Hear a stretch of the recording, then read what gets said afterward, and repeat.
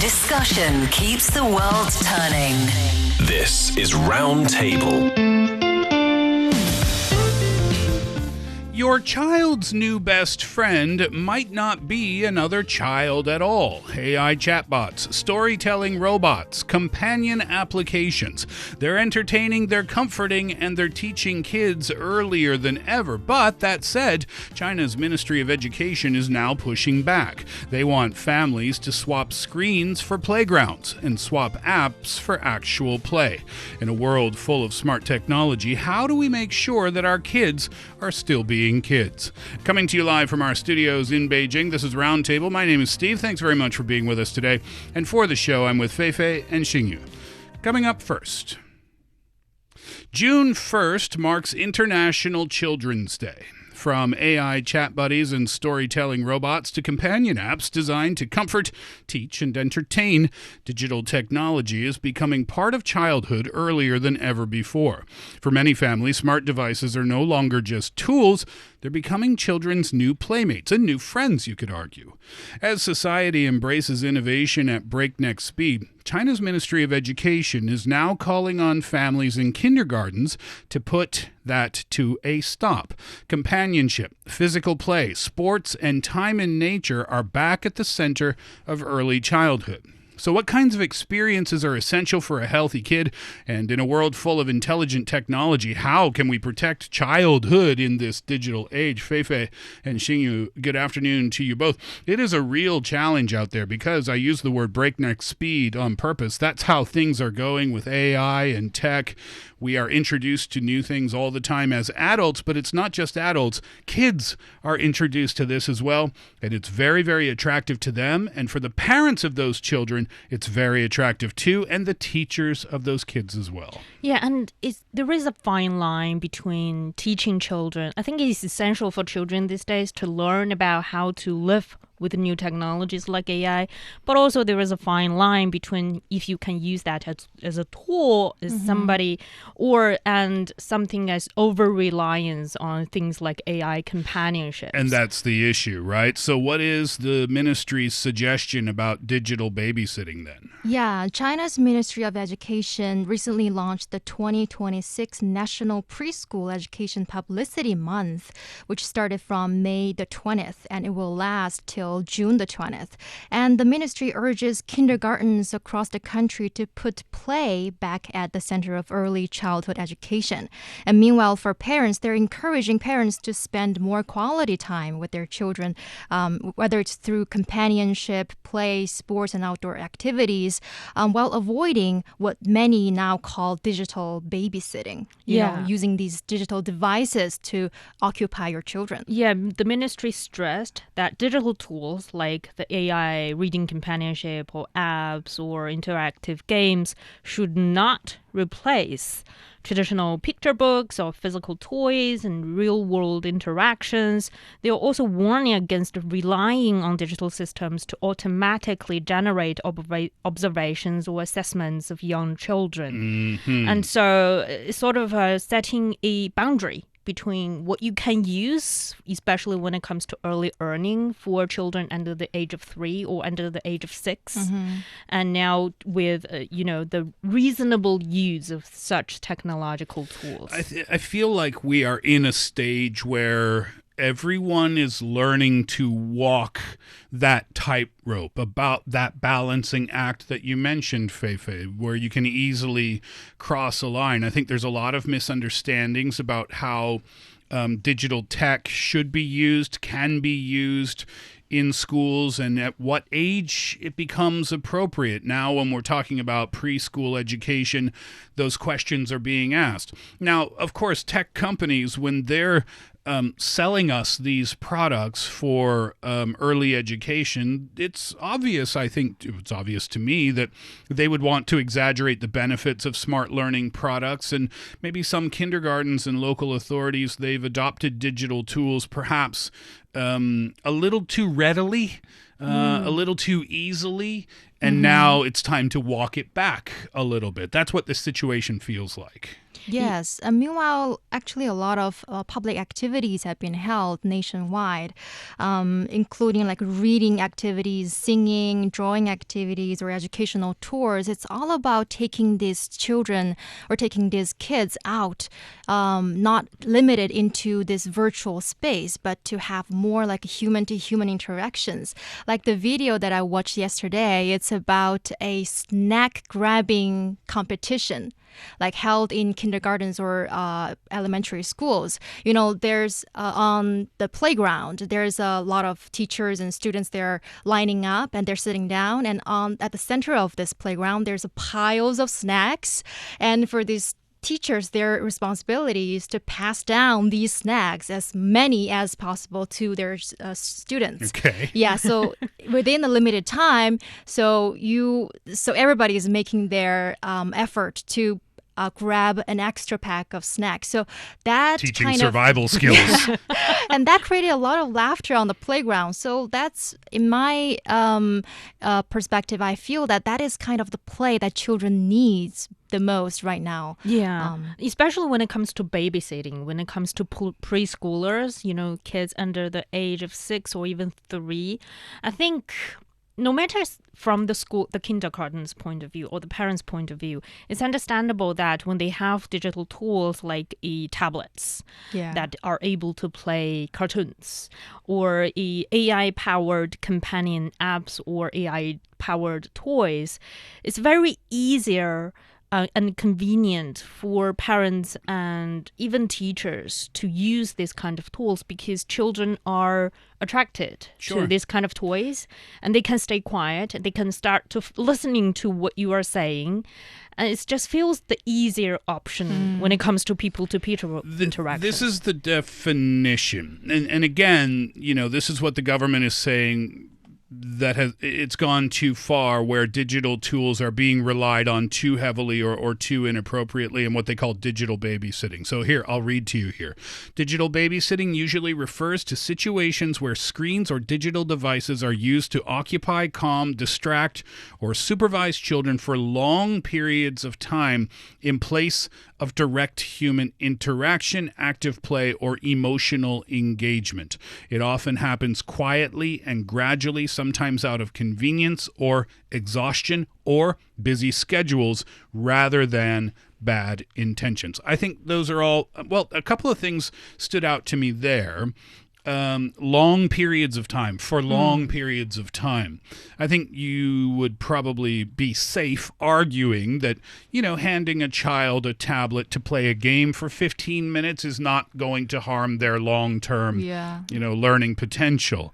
But if you're doing that for 6 hours every day, you might be doing more damage than you know. And that was one. The other one was without any bad intention. And I think that's important too, because parents are not doing something. No parent wants to intentionally do something that would harm their child short-term or long-term. And I think that argument would be true for teachers too.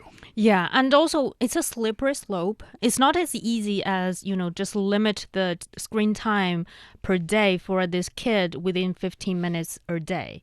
If you are allowing that kid to have a screen time of 15 minutes today, what about he asks for 16 minutes tomorrow? And you think, you know, it's just 1 minute extra. I don't want to deal with a screaming baby because of 1 minute of cartoon time. Yeah. So why not just give it 16 minutes today? Which becomes 30 minutes tomorrow and 40 minutes the day after. Yeah. Yeah, and once I watched in a public like shopping mall that a parent that a child is like crying and fussing, and the parent is trying to calm her child down, but she failed.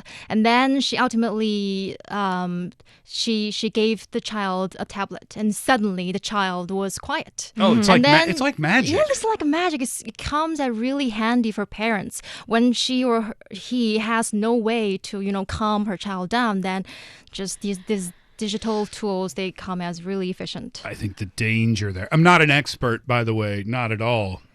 I'm not qualified to be talking about this topic on any expert level, but I think it's obvious that if you use that once and it shuts them up, if it makes them calm down or be quiet, then you might think, oh, well, that's great because this works. But I'm thinking from the child's point of view, they're thinking, oh, that's what I want.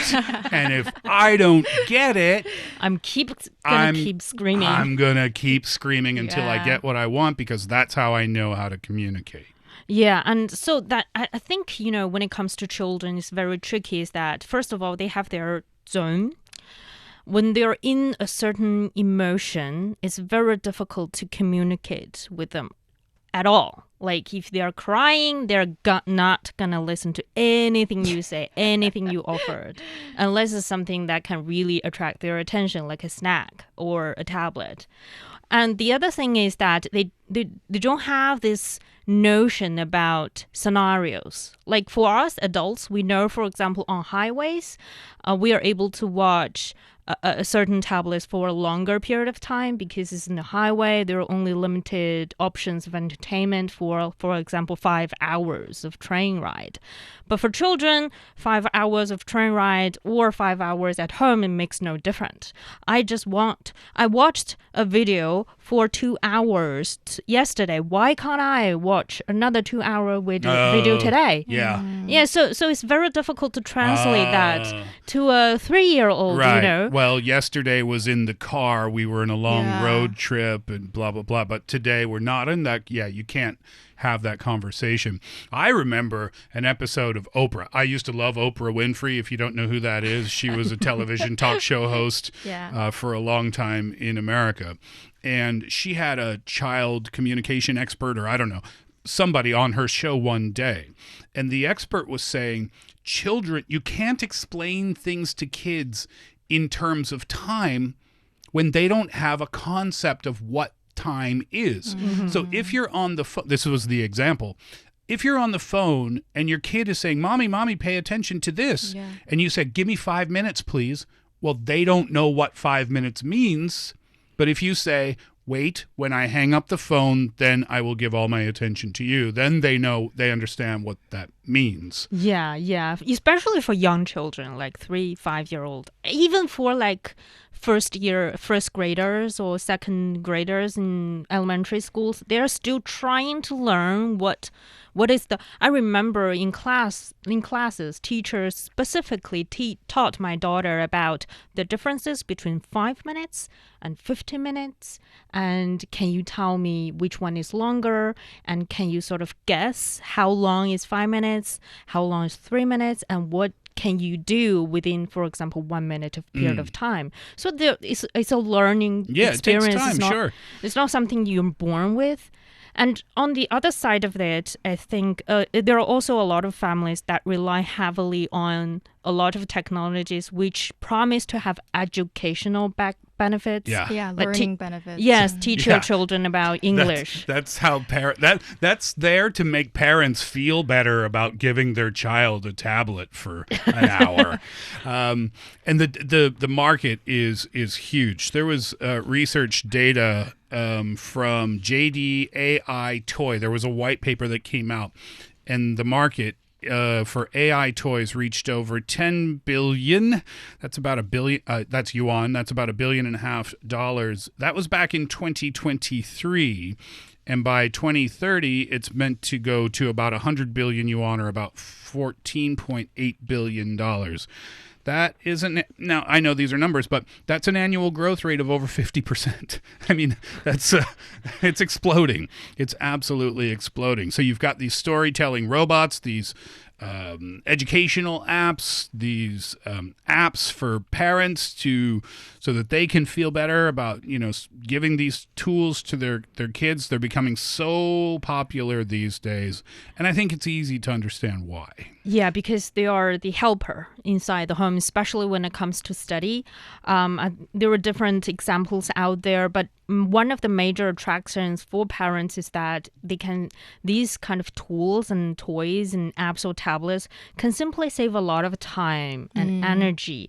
For example, many parents work long hours during the day and they still face a lot of chores at home, and they still need to sit down patiently, sitting down with their kids, talking about some of the very basic knowledge. For example, why are 2 plus 3 isn't 6 but 5? It takes time for a 5 or 6 year old to understand that.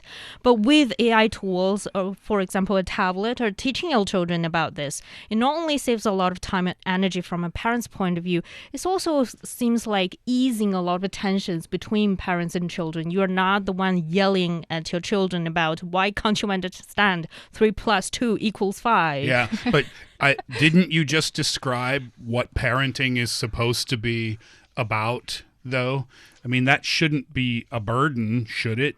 But it's emotionally very draining when you are working 8 hours during the day. Or more. And you cook at your home, then you need to clean your home afterwards. And then you still need 1 or 2 hours, sitting down with your kids, teaching them about something you just taught them yesterday. Yeah, that's a fair point.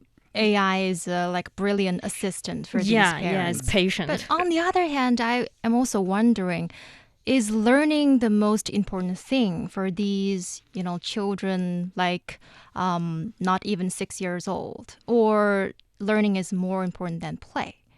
Well, I think it's both are important, especially for children at the age of 6 and 5. Aren't you a parent? well, I would want they learn while they're playing. I can have both. I can have both, but apparently in the real world it's not possible. They have some really cool tools for children. I don't know, so I didn't know, so I looked up some of the gadgets that kids are using in America these days, and I was completely unaware. One that I found is called ASCII. ASCII is the #1, what they say, best AI app for kids in 2026. It's built for kids from 4 to 15. It's a voice-first, age-adaptive tool with a parent dashboard. AI art with kid-safe filtering is included, and COPPA-aware data handling. COPPA-aware, that's in reference to a federal law in America that gives parents control over what personal information websites and other online services can collect from their children if they're under the age of 13. But the reason, so it's parent safe, it's child safe. I mean. It's a voice-first activated thing. So for kids who can't type on a keyboard yet, they just talk to it. It's basically like ChatGPT. Yeah, chatbot. For kids. So that's really cool. Yeah. Sorry, one more that I found that was amazing that stood out to me. There's a little robot, and the robot is a storytelling robot. So I watched how it works. The robot says to the kid, "Let's make a story together. What would you like your story to be about?" And the kid said, "I want it to be about a magical cave." "Okay, who are the characters in your story?" "My dog and a robot." "Okay, so what happens in the story?" "They go into the cave." "What do they see in the cave?" "They see a magical river of lava." "Oh, where does that go?" Blah, blah, blah. Keeps going. And with a couple of more questions, then the robot says, "Okay, now I'll make a story for you. A long, long time ago, there was a little dog and a little robot who one day found a magical cave." I was like, wow. This is amazing. I need something like that. Yeah. I like 3 of them. So these, here's my point. These tools are not a complete waste of time. Yeah, it can help parents a lot. 100%. And that little robot, that storytelling thing, it's helping the child, I guess, to be creative, come up with a story. And it keeps them entertained because they get to hear back their own story that they created. How wonderful is that? And then not sleepy. And not tired, with a lot of patience. and also that story generated by AI could be better than some parent sitting on the spot, thinking like on the spot about what kind of story should I tell today. Yeah. So I also have parent friends, that they want their children to learn better English than them, but they have like limited English and proficiency. Sure. And then they rely on these AI tools. Their pronunciation is perfect. Their vocabulary is unlimited. It's so much better than parents trying to teach their children themselves. So I see, a lot of benefits that can come with this AI technologies and more technology. Yeah, but for that one, I have quite a different opinion, though. Go on. I feel like for bedtime stories, what I need is not learning. I need my parents tell me maybe not a good story, it's just boring story, Yeah, but I need a human touch, maybe a hug or a kiss after the story, and then I could go to sleep and then peacefully. Not exactly I need a learning period or a fascinating story. That's true, but when the kid is rolling around on bed for an hour, it's very difficult to keep up with new stories every day and keep telling that story for an hour. Okay, it's hard. I want to talk about this because I think Xingyu made a really important point before, saying, well, what's more important here, child development or education? And what role does AI play here? So can AI companionship, can it do that job too? Can it support children's emotional growth? And I feel like this is where the debate really begins. Yeah, because like we discussed, AI can offer a lot of help, like the storytelling robots about that bedtime story. But when it comes to, I admit that when it comes to people-to-people interaction, and I think we talked about it before, when it comes to AI chatbot, they're just trying to appeal to the users. They're just saying the things that you want to hear. It's not what real-world people would react and respond. And that can be problematic when, especially for young children at the age of 3 or 6, they're still learning about socializing, about social skills. It would be on some level dangerous for them to thinking that everybody in my world is just going to say the things I want them to see. They are just going to behave the way I want them to behave. And that can be dangerous when they step into the real world scenario and everybody around that kid is just behaving on their own will, not on the kid's him or herself's will. And that can be detrimental when it comes to later when they're older. They become facing a lot of frustration and failure, thinking, this is not the world I was born to. Oh, I mean, the predictions about the future can be even more serious than that. I want to talk about Sweden as an example a little bit later on. But let's go back to what the ministry is saying here, and why the government is pushing for kindergartens and parents to put the tablets away, put the AI away, get your kids outside, get them playing and interacting socially. They are not just saying this out of the blue. There's a large body of research that shows that early and prolonged exposure to digital products can cause a lot of harm, and it's not just short-term harm. It's irreversible, as a matter of fact, to their eyesight, to their attention span, to their language and communication skills, to their emotional development. That's according to the ministry itself. They also referenced the fact that there's a broad international consensus on protecting preschool children from excessive exposure to digital products in order to safeguard their developmental rights. Actually, I think this is a good spot to talk about Sweden. Fei Fei, this story caught your eye, as a matter of fact. I think it's either this year or last year. Actually, last year, Sweden is now looking back at physical books. So a little history here. Starting in the early 2000s, Sweden started to push vigorously about digital education. By the year 2015, around 80% of pupils at municipal state-funded high schools have individual access to a digital device. 80%. Wow. And they also placed a compulsory use of tablets in preschools starting in 2019. Not long ago. Yeah, so schools widely adopted tablets, laptops, online learning tools, but now the Swedish government is moving away from a lot of digital devices starting from 2025. Only 6 years later. Yes. And why is They're now preschools are not required to use digital tools anymore, and tablets aren't given to children under the age of 12. And later this year, a ban on mobiles in schools, even for educational use, comes into force as well. There was a quote from an education spokesperson by the name of Joar Forsell, if I'm saying that correctly, saying this is the quote, we're trying actually to get rid of screens as much as possible. With higher ages in school, you might use them a little bit more, but with lower ages or in school, I don't think we should use screens at all, which is a total reversal.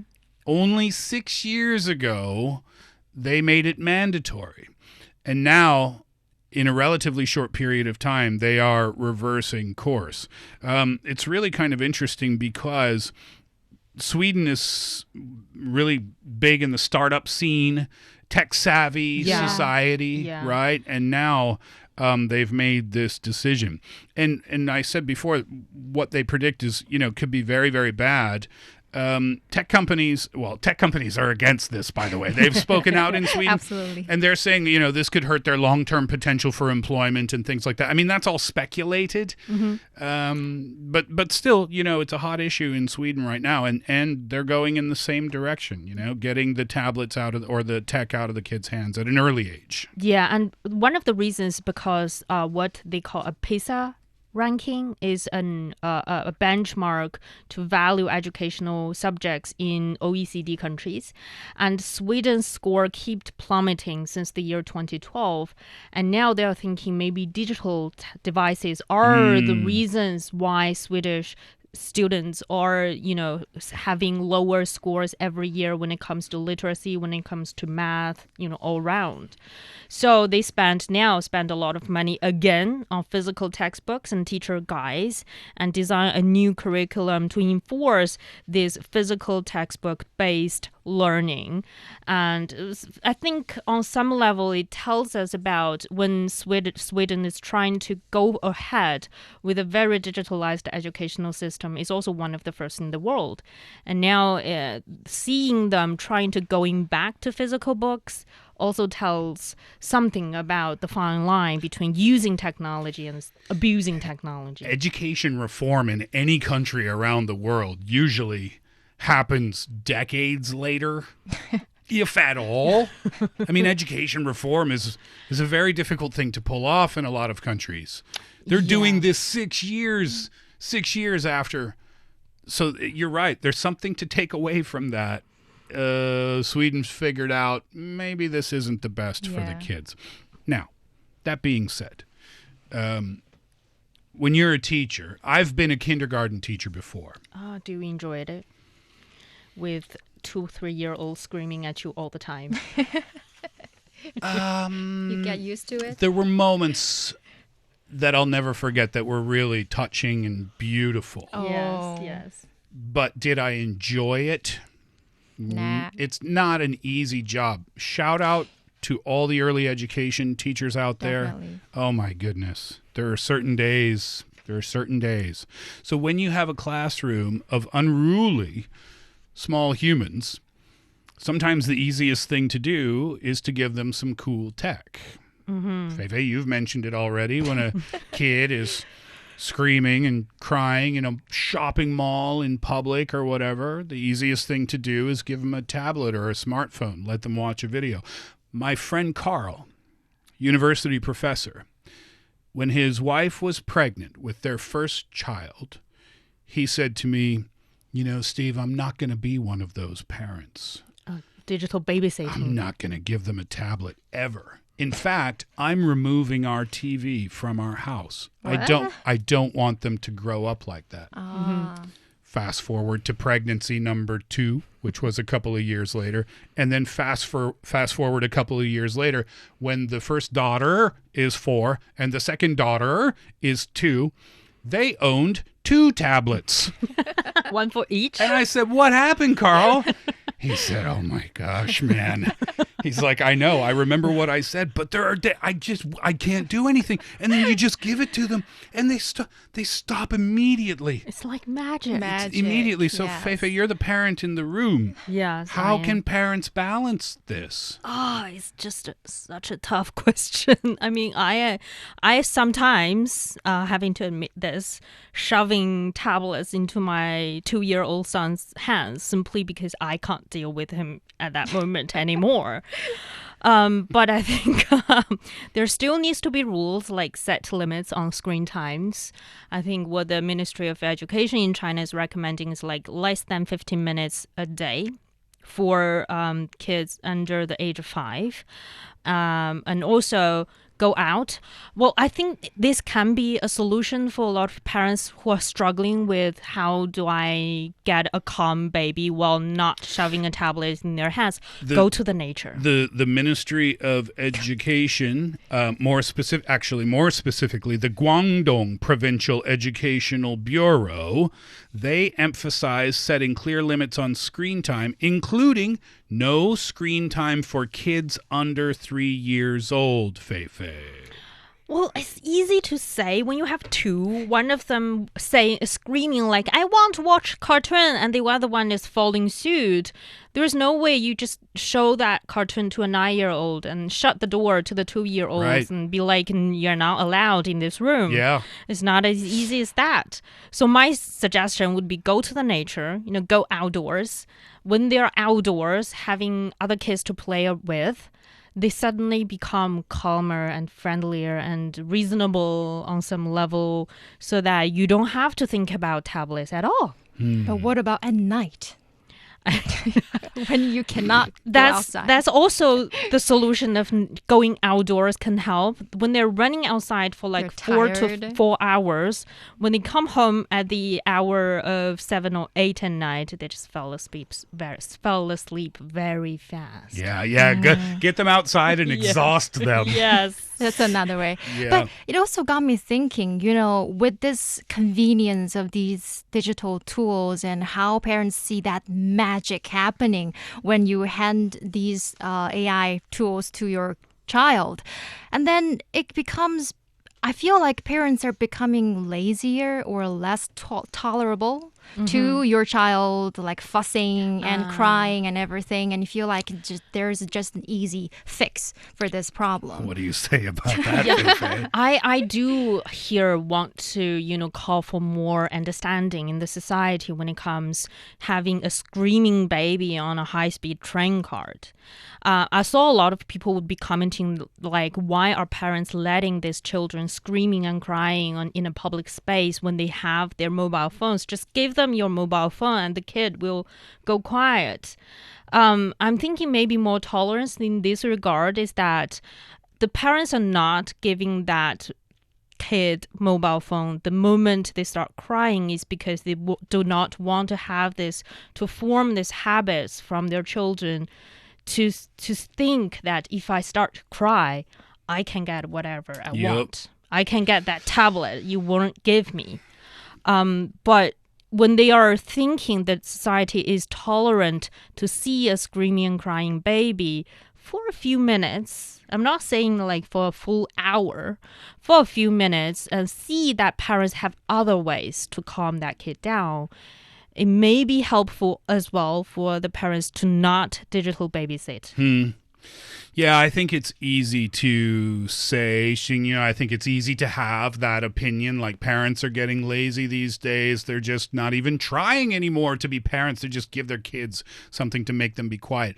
I'm sure that's probably true for many parents out there, but I can also guarantee it's not true for everyone. It's just these parents, like Fei Fei said before, working out of the house early in the morning, tough day at the office, come home, you've got a headache, you're exhausted, and your kid is in a bad mood or something, or maybe you had a tough day, and you have an immediate solution in the palm of your hand. Are you going to use that immediate solution or not? And I think it's pretty easy to understand why a lot of parents would go that route. I think it's perhaps easier for teachers to handle this because schools have curriculums, schools have guidelines, they have policies. So as a teacher, you can go along with what your school is doing. In the house, I feel like it's a completely different story. But the ministry here, the government here is putting out there that reminder, hey, don't forget, kids need to play. Kids need to be outdoors. Kids need to have fun and interact with others. And that's also important too. It's an interesting time in human history, isn't it? How kids grow up these days.